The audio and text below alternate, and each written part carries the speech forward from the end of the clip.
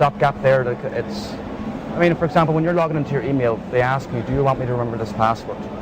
So does that happen with VPN? Oh, that definitely happens with VPN, and you could have a timeout.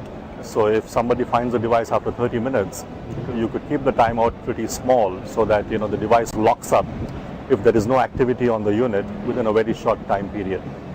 So that could definitely be done. There are various other policies that you could create to make the device more secure. So as I was saying, I mean, you could create policies on the device which make the device more secure. And this policy could be that if the device is inactive for a certain duration, it could be locked up.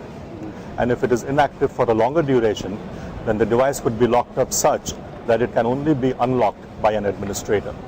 So, I mean, there is a lot of stuff that you can do on the device to make it more secure.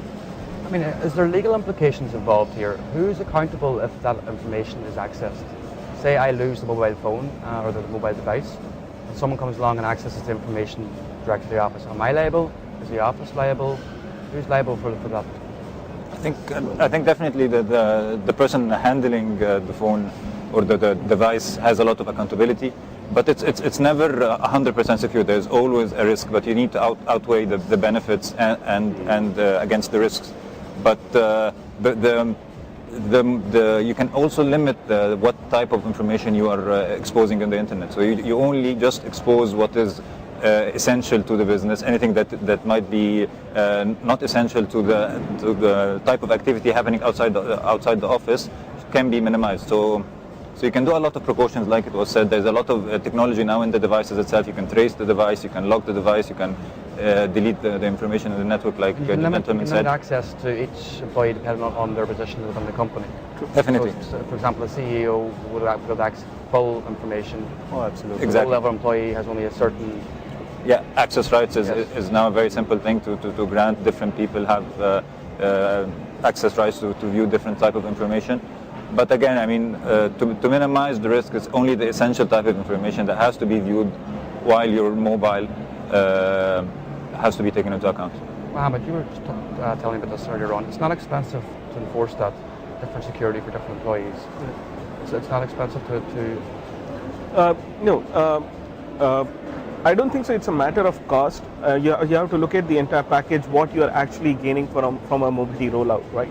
So cost is a part of it, but if you're, what our study has shown is within a span of 3 years, they usually recover most of their investment because of the operational efficiency which they get in by rolling out a mobility solutions and the human error which is avoided because of paper-based actions, right? So the cost which they employ on rolling out security at different levels is I won't say is a major drawback for any company to roll out a mobility solutions. That's just a small part. The major cost of the chunk comes on buying these devices and maybe to build the software applications which are going on top of it. Yeah, whether it's the software you're using within the office or upgrading the actual devices your employees are using. Right.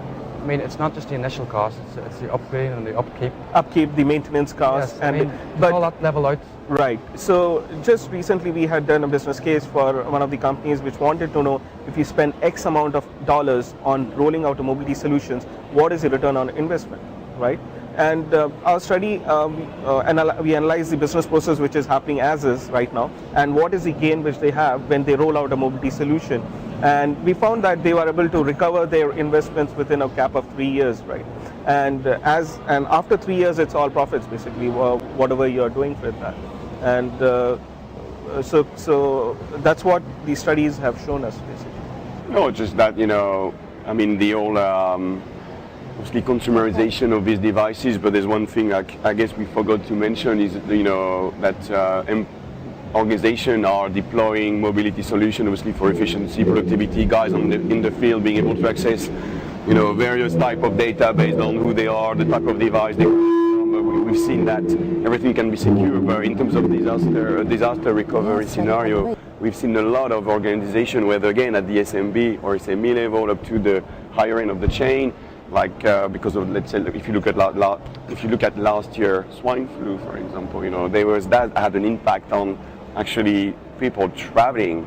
So in case you were affected, you had to stay at home. So obviously you need to provide a solution whereby I would say non-mobile employees can basically be productive if they had to stay. Yeah, that volcanic ash cloud over Europe. That just Yeah, I mean, the put a ash burst cloud was obviously was a disaster for the airline industry, but it was quite a good opportunity for vendors like us because we could promote, teleworking and so on and so forth. And, even though, the GCC country didn't really, but they were somehow affected by, the recession.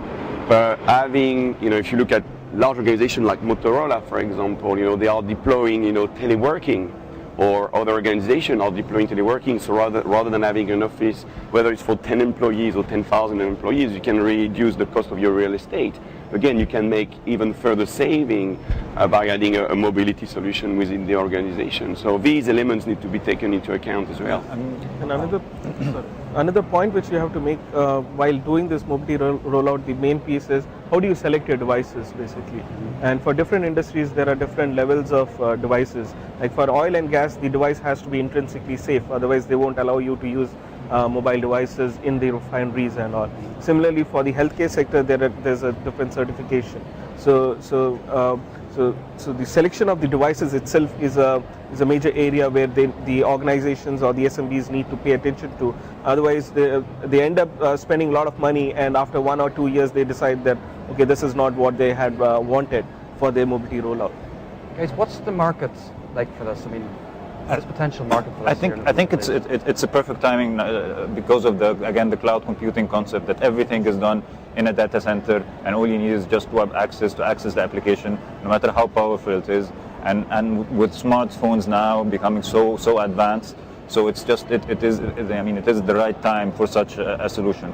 The world over, the market cap for such a solution is $32 billion, and it's growing according to Gartner. It's the total enterprise mobility solution market space is around $32 billion, and every year it's basically increasing. So this is something we can't ignore in the street. Oh yeah, It's no, a big no. money maker. Yeah, definitely. Because looking at the number of distribution companies here, trading companies out here, they are major users of these solutions, right? So definitely this is an area which is going to see a lot of growth in this space. I would just like to make one point here. I mean, a very important aspect of deploying a mobility solution is the capability to manage the solution. So a large enterprise could be deploying hundreds or even thousands of devices, and it could be done on a global basis. But all these devices which are being carried by the employees should be manageable. And what I mean by manageable is that if there is an update of the application or a firmware or any sort, you should be able to do that on the fly without calling the device back to the IT support center. And today management solutions are available which help you do that. So like your laptop updates just keep coming through. Yeah, over the internet, like you keep seeing updates coming to the laptop. Similar things could be done on mobile devices as well. And not only that, even troubleshooting could be done. So a help desk, for example, could take remote control of the device and help the user even in completing transactions. So if there's a new user who is perhaps just learning on the job, he calls up the help desk saying, I want to do a certain type of transaction, but I'm not sure how to do it. While he is holding the device in the hand, the help desk could actually complete the transaction for him. So it even becomes a training tool, a learning tool. So these management systems, they help in keeping the device up to date, they help in troubleshooting, they help in training. They're pretty comprehensive pieces of software. Okay, gentlemen, thank you very much for joining me.